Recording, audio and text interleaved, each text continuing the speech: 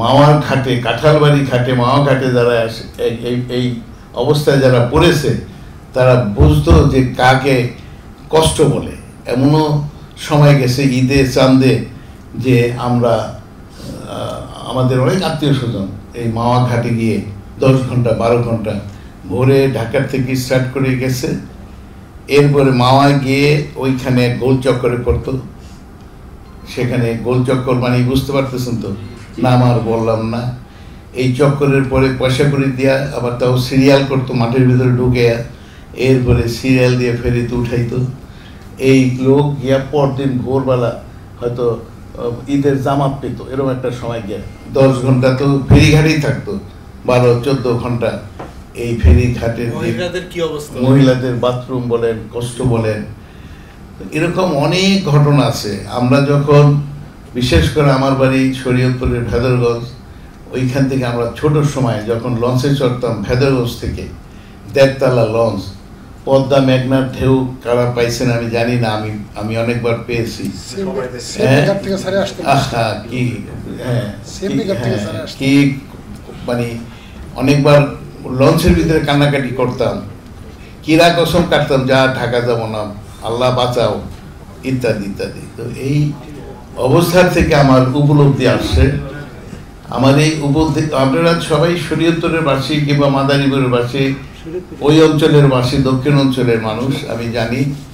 তো এমনিভাবে প্রত্যেকটা লোকই আপনারা কেউ বলতে পারবেন না যে আপনারা কষ্ট করেন নাই। ঘাটে যেয়ে কষ্ট, লঞ্চে উঠাবার কষ্ট, এরপরে আপনারা দেখেছেন যে মাঝে মাঝে কিন্তু লঞ্চ ডুবে অনেক মানুষ মারা গেছে, অনেক লোক মারা গেছে। তো এইসব চিন্তা চেতনার মধ্য দিয়ে আমি যেহেতু ছোটোর থেকে রাজনীতি করি, অল্প বয়স থেকে, এবং লেখালেখিও করতাম আমি ছোটোর থেকে, এবং এই জন্য আমাকে সাংবাদিক বন্ধুরা, তখন তো এত পত্রিকা ছিল না, গুটি কয়েক পত্রিকা, ইত্তেফাক, এরপর হলো ইনকলাব, এরপর মানে কয়েকটা পত্রিকা ছিল, এরপর তো জনকণ্ঠ হলো, এই করতে করতে যুগান্তর ইত্যাদি। তখন আমি লেখালেখি করতাম, এই জন্য সাংবাদিক বন্ধুরা আমাকে অনেক সাপোর্ট দিত। তো আমি একদিন হঠাৎ এরকম চিন্তা করি, লজ্জাও করে, যে এখন যদি পদ্মা সেতুর কথা বলি তো মানুষ তো আমাদের পাগল করবে, যে বেটার মাথা খারাপ হয়েছে, পদ্মার সেতু হবে। তো আপনার এই চিন্তা ভাবনা করতে করতে করতে করতে এরশাদ সাহেব তো টোল আদায় শুরু করে দিল যমুনা সেতুর জন্য। তখন আমার একটা শক্তি হলো, এবং শুধু তাই না, যমুনা সেতুর ভিত্তি স্থাপন করে ফেলাইল। বুঝতে পারছেন? এইভাবে যখন শুরু করলো, তখন আমি একদিন একেবারে, তখন আমি পুরানো শহরে বক্সিবাজারে থাকতাম। দুপুরে খাওয়া দাওয়া করি, শীতের বেলা, বিকালে গেলাম ইত্তেফাকে, ভদ্রলোক নাই, উনি মারা গেছেন, আল্লাহ বেহেশতবাসী করুক, আব্বাস উদ্দিন আফসারি, একজন অত্যন্ত ব্রিলিয়ান্ট স্টুডেন্ট ছিল এবং সাংবাদিক হিসাবে সিনিয়র সাংবাদিক, খুব ভালো মনের মানুষ ছিল। তার সাথে আমার ওঠা বসাতে আমি দেখছি, উনি যতটা বেতন পেত তার অর্ধেক ভাই বোন আত্মীয় স্বজনকে দিয়ে দিত। এই মনের মানুষ তো পাওয়া কঠিন। তো আমি লজ্জা শরম ভেঙে আমি দুপুরে খাওয়া দাওয়া করি, শীতের বেলা আমি ইত্তেফাকে গেলাম, যাই আফসারি বেড়ে বললাম যে আফসারি ভাই, খোকা ভাই খুব জরুরি কিছু? আর কি, না ভাই। তো বললো যে আপনি বসেন, আমি কিছু অনেক নিউজ আমার হাতে, আমি নিউজগুলো দিয়ে আমি আসতেছি, আপনি নাস্তা খান বসে।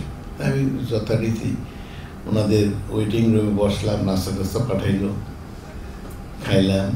উনি আসলেন, নিউজ হাতে নিউজগুলো সেরে আসার পরে আমি যখন বললাম যে আফসারি ভাই, এই যমুনা সেতু তো হয়ে যাচ্ছে, তা আমরা দক্ষিণ পশ্চিম অঞ্চলের যে 21 জেলার মানুষ এত কষ্ট করতেছি, তা আমাদের কি পদ্মা সেতুর কথা একটু বলতে পারি না?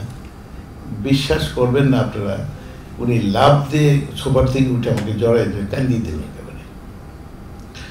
সে ভয়াবহ সিন। তারপরে বললো যে খোকা ভাই, আমি কালকে ছুটি নিব, আপনি দুপুরবেলা প্রেস ক্লাবে আসেন, আমরা দুই ভাই বসে একটা প্ল্যান করি কিভাবে আগানো যায়। এই পরে আমরা আস্তে আস্তে আস্তে আস্তে বুদ্ধি করার পরদিন উনি যথারীতি ইত্তেফাকে প্রেস ক্লাবে আসলেন, আমিও গেলাম। দুপুরে খাওয়া দাওয়া করলাম, বৈশাখী আলাপ করতে করতে করতে দেখা আমরা একটা সামারি করে একটা ছোট আকারে একটা কমিটি করলাম। খুলনার থেকে লোক নিলাম, ফরিদপুর থেকে লোক নিলাম, এইভাবে বরিশাল থেকে লোক নিলাম, সব জায়গার কিছু লোকজন নিয়ে, 2 জন তো আর সম্ভব না, নিয়ে এই আস্তে ধীরে আমরা একটা কমিটি করে এই শুরু করলাম কথা বলা।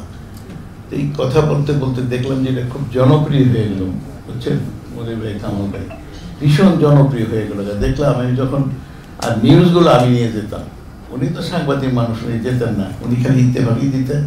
আবার অনেক সময় আমার এত নিউজ যেত যে অনেক রাজনীতিক অ্যাকসেপ্ট আওয়ামী লীগ কিংবা বড় বড় সংগঠন স্যার এত নিউজ যেত না। তা আমি গেলেই বলতো ভাই আপনি একটু যান এই এডিটরের কাছে, উনি যেতে চাইতেন না, আমি যেতাম, বিভিন্ন পত্রিকায় যেতাম। এত জনপ্রিয় হলো আপনারা বিশ্বাস করতে পারবেন না, আমার কোনো নিউজ মিস হয়নি। করতে করতে করতে করতে তখন এই মানুষ জানাশোনা হয়ে গেল, কেউ আমাকে পাগল বলা শুরু করলো। আমি হেঁটে গেলে মানুষ বলতো পাগল যায়, এই একটা মাথা খারাপ হয়েছে, পাগল। পদ্মা সেতু কি সেতু হবে নাকি? পদ্মার উপরে সেতু হইতে পারে? এত খরচ পদ্মা, তার উপরে সেতু হবে? এই নিয়ে নানান কমেন্টস করছে আমাকে, আমি শুনছি, আমি কান পেতে থাকতাম। আমি গালিও শুনছি, যেহেতু পদ্মা সেতুর কথাটা বলছেন, আমি লক্ষ্য করছি আজকের এই অনুষ্ঠানে পদ্মা সেতুটাই প্রাধান্য আমি মনে করি যে আপনাদের আলোচনায়। সেতু গল্পটা করতেছে, আমি তখন 4টা ফেরি পার হয়ে আমি মাও ঘাটে গেলাম, 4টা ফেরি পার হয়ে। এই তখনই বুড়িগঙ্গার সেতু হয়নি, এরপরে ওই যে টুইন ব্রিজ আছে না একটা মাঝখানে, না এই মাওয়াতে দলেশ্বরী, এরকম করতে 4টা ফেরি পার হয়ে যেত, এরকম মাওয়া গেলাম।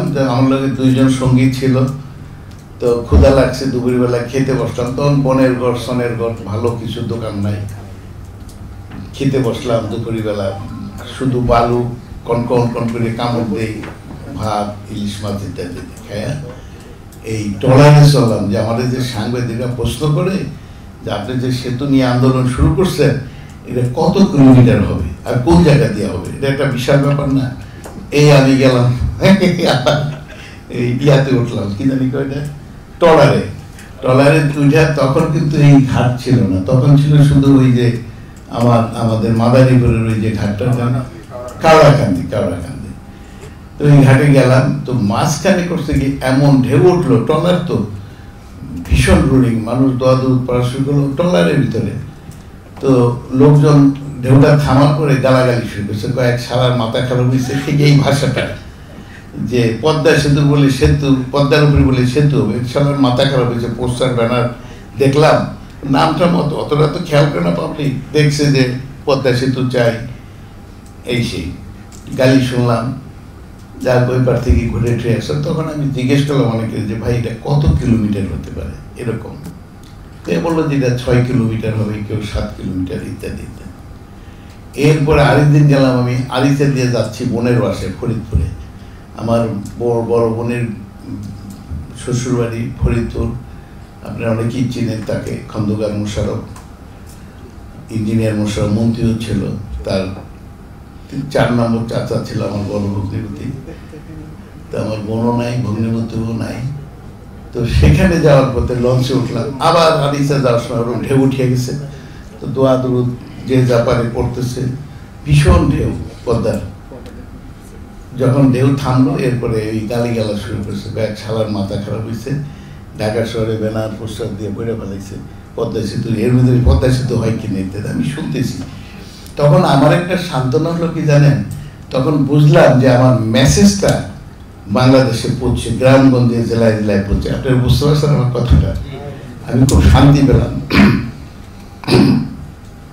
যাই হোক, তো আজকে মাননীয় প্রধানমন্ত্রী কিন্তু আমাকে পদ্মা সেতুকে ডাকে, এবং অনেকের ভাগ্যই হবে না 10 থেকে 12 লক্ষ লোকের সামনে বক্তব্য রাখা, এই সুযোগটা আমাকে প্রধানমন্ত্রী করে দিয়েছে। এবং এইটা যখন ভিত্তি স্থাপন করতে যায়, তখন এখন যে পূর্তমন্ত্রী উনি ছিলেন PS সমানিত, আমাকে রিং করলেন, লিঙ্ক করে আমাকে ঠাট্টা করতেছেন, আমি হঠাৎ গলা বুঝতে পারিনি। আমার অনেক কথাবার্তা ঠাট্টাসলি বললেন। পরে বললেন যে ভাই আমি বললাম যে ভাই আমি একটু মাফ চাই, আপনি কে কথা বলছেন? তখন বললো যে আমি PS টু প্রাইম মিনিস্টার মুক্তাদি চৌধুরী। আমি বললাম যে ভাই আমাদের তো অনেকদিন কথা টথা নেই, আরে আমি এত আন্দোলন সংগ্রাম করলাম, মিছিল মিটিং করছি ঢাকা রাজপথে, তো যাই হোক কি ব্যাপার মুক্তাদি ভাই, আপনি কোথায়? আমি বললাম যে আমি তো এখন পুরানো শহরে আছি, তাড়াতাড়ি চলে আসেন, পার্লামেন্ট চলতেছে, আমি বাহাউদ্দিন নাসিমের চেয়ারে বসে আছি। মানে এবার খুব স্টাইল করে রংটন করে বন্ধু মানুষ। তো যথারীতি আমি গেলাম, যাওয়ার পরে অনেক MP মন্ত্রীরা ছিলেন, তার ভিতরে অনেকে মারাও গেছেন। তো বলে যে ভদ্রকে চিনেন? সবাই বলেছে চিনি, পদ্মা সেতুর খোকা শিখতেন। যাই হোক ভালো লাগলো শুনে। এরপরে উনি নামলেন, নাইমা চেয়ারে বসা থেকে নেমে নিচে নামলাম, গাড়িতে উঠলাম। উঠে গাড়িতে কয় যে আপনি দেখেন রাজনীতি শেখ হাসিনার সাথে কেন করি জানেন? কেন ভাই? দেখেন ঘুরে আসছে যথারীতি আমি PS প্রোটোকল অফিসার, APS সবাই আমরা তাকে রিসিভ করি, প্রাইম মিনিস্টার অফিসার। তো গিয়ে বসলো, অফিসে বসেই বলে যাই কালকে যে পদ্মা সেতু উদ্বোধন ভিত্তি স্থাপনে যাবা, খোকা শিকদার কই? না খোকা কোথায়? উনি শিকদার না কয়নি, প্রথম বুঝতে পারেনি, পরে বলে যে খোকা শিকদার কই? ও বলে যে কি করো, ওটা খবর তো, কালকে ও আমার সাথে যাবে হেলিকপ্টারে। তা আমাকে নিয়ে গেলেন যথারীতি, ওখানেও যথেষ্ট আমাকে মানে খুব কি বলবো এটা সম্মান দেখিয়েছে আমাকে, নেত্রীও দেখেছে, তখন তো জাতীয় নেতা সবাই গেছে। আব্দুর রাজ্জাক সাহেব তো আমার উপরে 5 মিনিট বক্তব্য রাখেছেন।